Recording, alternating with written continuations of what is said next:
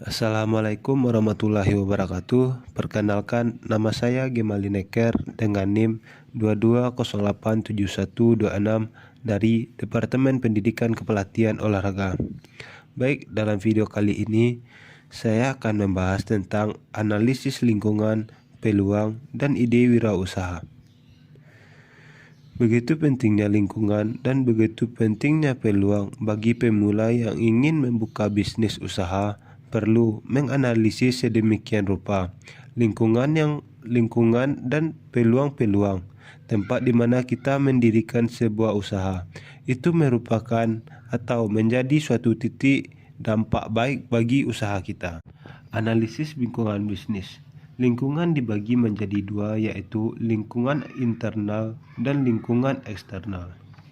Lingkungan internal artinya lingkungan terkait dengan eksistensi, sedangkan lingkungan eksternal adalah lingkungan di mana kondisi-kondisi atau situasi terkait dengan kegiatan operasional.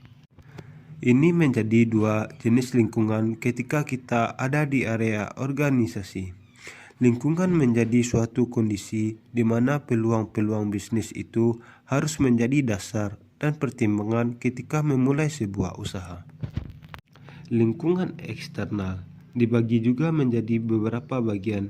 Yang pertama, lingkungan mikro dari organisasi dan lingkungan makro.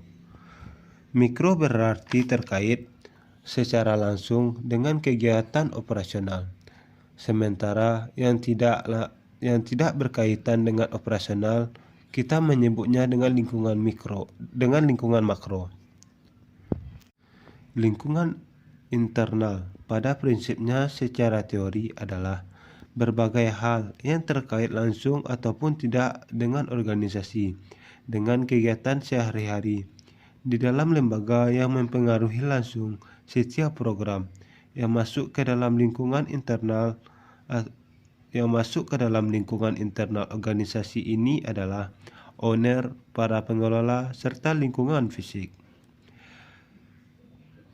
Pada dasarnya, ada dua faktor lingkungan yang memberi pengaruh pada aktivitas bisnis yang kita lakukan, yaitu lingkungan kerja dan lingkungan sosial. Yang terakhir, lingkungan sosial dan budaya. Ini merupakan adat istiadat karena kita ada di setiap tempat dimanapun bisnis kita berada, kita akan dipengaruhi oleh ini. Baik, sekarang kita masuk ke analisis peluang. Ini memang perlu menjadi pertimbangan yang cukup matang, perlu energi. Maka orang-orang yang bergerak di dunia usaha akan lebih banyak membaca, lebih banyak melihat, menggunakan panca indera dan instingnya untuk memahami peluang-peluang usaha. Yang pertama kita pelajari dari peluang-peluang usaha, yaitu bagaimana memahami pasar dan pelanggan. Seseorang wirausaha mesti mempelajari dan memahami kebutuhan dan permintaan masyarakat. Karena kita punya usaha berarti sesuai dengan harapan dan keinginan masyarakat, bukan keinginan kita. Seorang wirausaha merancang penawaran pasar atau memuaskan pelanggan untuk menjadikan pelanggan setia kepada kita.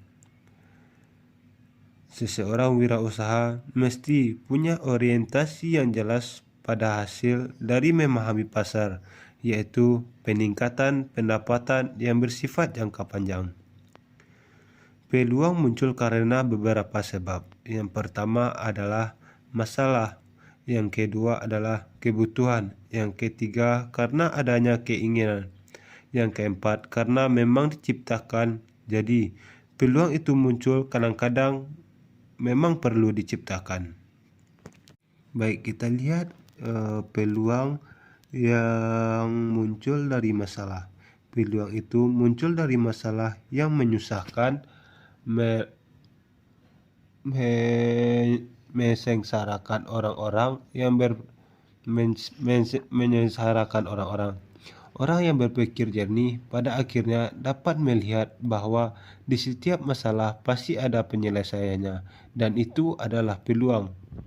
Contoh lain, peluang muncul dari keinginan manusia. Keinginan punya harapan yang tidak terbatas, baik pada jenis maupun jumlahnya. Bahkan karena keinginan itu, maka peluang-peluang yang muncul dari semua keinginan keinginan manusia tanpa terbatas, maka peluang-peluang kita juga tanpa batas. Jadi pada dasarnya peluang untuk membuka usaha menjadi sangat lebar karena keinginan manusia yang luar biasa yang tanpa batas. Bagaimana memenuhi keinginan manusia itu menjadi suatu titik untuk peluang-peluang kita. Jadi ada 4 hal yang menjadi lekis memiliki peluang-peluang yang ada berdasarkan konteks dasar peluang-peluang tersebut. Jadi pada prinsipnya lingkungan memberikan dampak dan pengaruh pada bisnis yang kita lakukan. Dan kedua adalah menemukan bermacam-macam faktor peluang yang disebabkan munculnya dalam 4 hal yang tadi. Baik, sekarang kita masuk ke ide wirausaha.